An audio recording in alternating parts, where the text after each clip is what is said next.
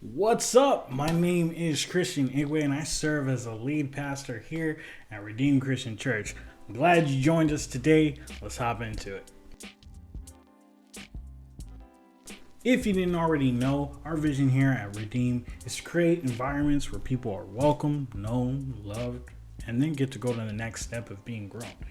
But what does that actually mean, right? We say it sounds like some fancy Christian-y stuff. You're like, what does this actually mean? For us, it's simple.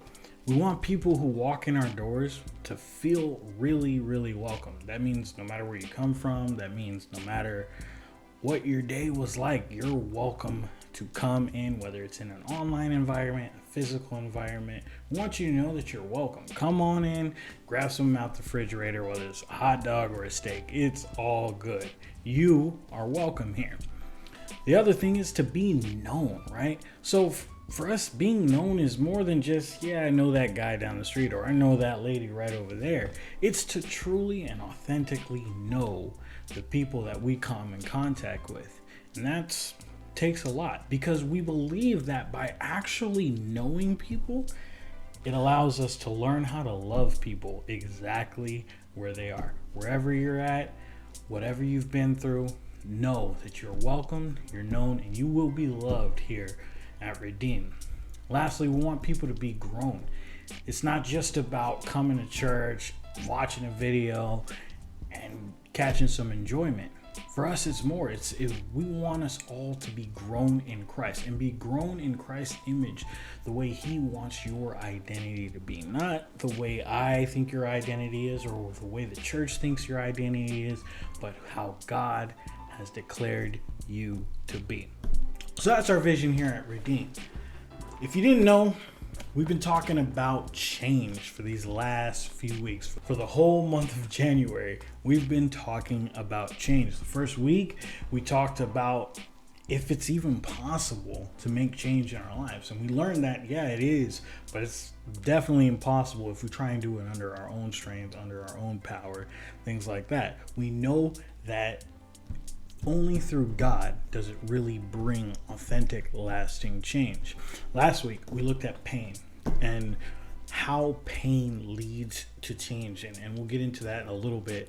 And this week, what we're going to talk about is hope brings change. So last week, we talked about this whole idea of pain. And, all of us are going to experience pain in our lives, whether it's a short-term pain, long-term pain, whether it's self-inflicted or whether it was inflicted upon us. All of us are going to experience pain in some way, shape, or form during our lifetime. Maybe you hurt somebody in your life. Maybe you were really hurt. You were in a situation and you felt like it was going to go great, but you were hurt. Whatever the case is, we've all learned how to deal with pain in a way. But Paul tells us in 1 Corinthians 12, 7 through 9, he shows us the right way, right? The way we really should be dealing with pain that then leads to change in our lives. He says, therefore, so that I would not become arrogant, a thorn in the flesh was given to me, a messenger of Satan to trouble me, so that I would not become arrogant. And he says, I asked the Lord 3 times about this, that it would depart from me. But he said to me, my grace is enough for you. My power is made perfect in weakness. And Paul goes on to say, so then I will boast most gladly about my weakness, so that the power of Christ may reside in me.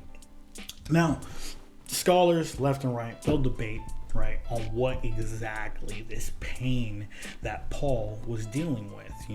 Was it a physical pain? Was it a mental pain? No one has a exact grasp on exactly what that pain is. But Paul dealt with that pain. No matter what he was going through and no matter how heavy it was in his life, he dealt with this. And I know exactly how that can feel.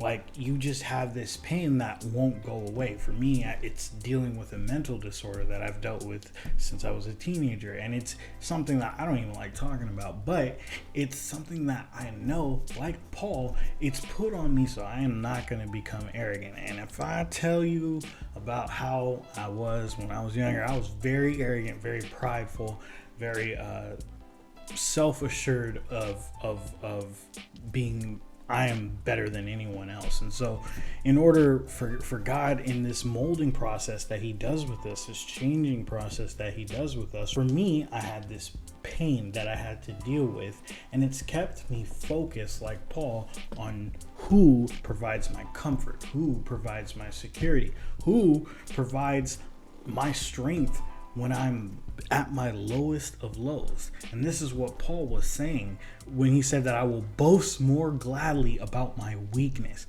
He wasn't saying it because he was proud of it or he, wanted that, because he knew that by boasting about where he was weak in, he would be able to tell the world and show the world how strong God is. He knew that he couldn't get through his own life with that thorn in his side without having a relationship with Christ. He had to live his entire life focused in, honed in on who God was and what God wanted for his life. Because without that, he literally would have just felt hopeless. And I don't know about you, but it can be easy to feel hopeless. Have you ever felt that way? I know I have. There was a time in my life when I was a teen, right? I was on this path where I was looking for a job, right? I had gotten out of the house and I was looking for employment.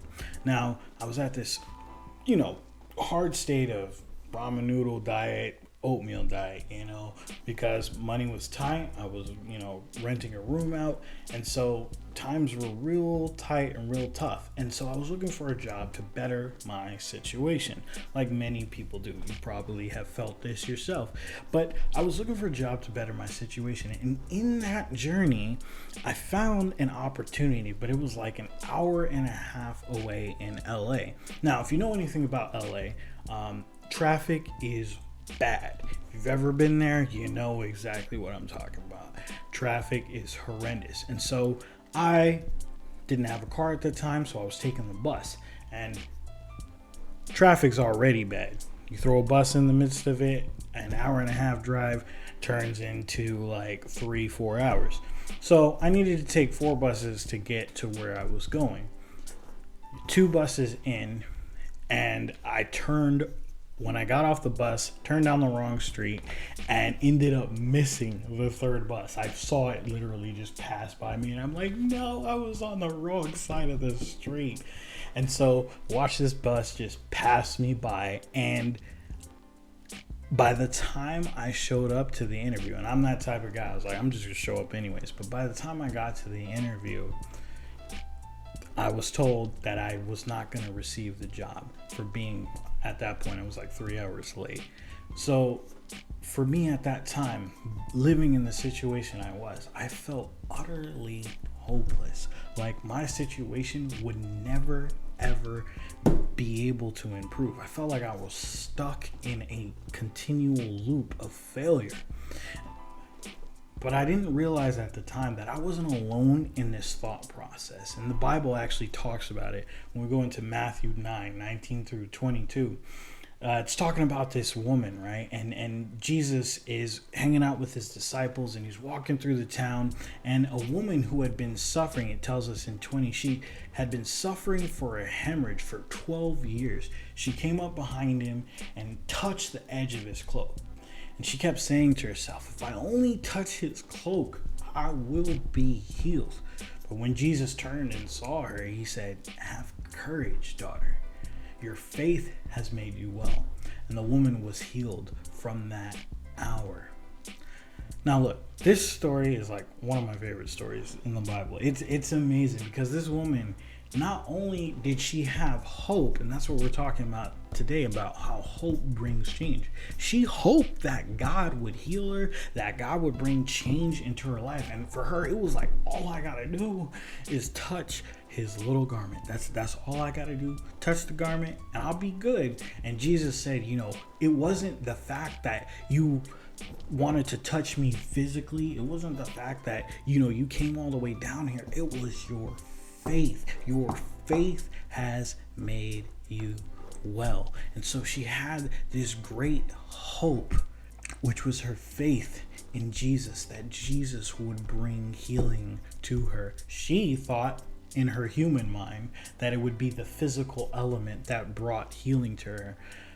But Jesus explained to her that it was her very hope itself, her faith in him, that brought the healing into her life. So many of us may feel like we're just stuck in this hopeless loop. We've gone through trials, we've gone through ups and downs, and it just feels like, man, it's never gonna get better. You feel like you're hopeless.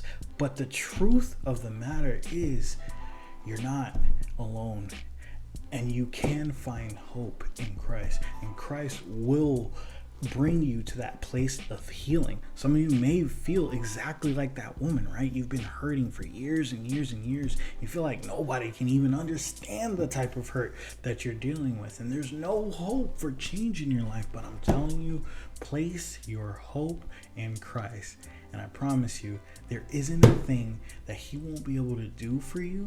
There isn't a place that he won't be able to take you that you don't feel his love, his compassion, hope in Jesus Christ. He'll bring you healing. It may not be the healing in the way that you're looking for, the way you think you need to be healed, but God will bring you the healing that you actually need in your life. Engage your faith, your hope in Jesus Christ, and I pray that you believe that today. Be well. We'll talk to you guys next week. We're going to talk about something cool.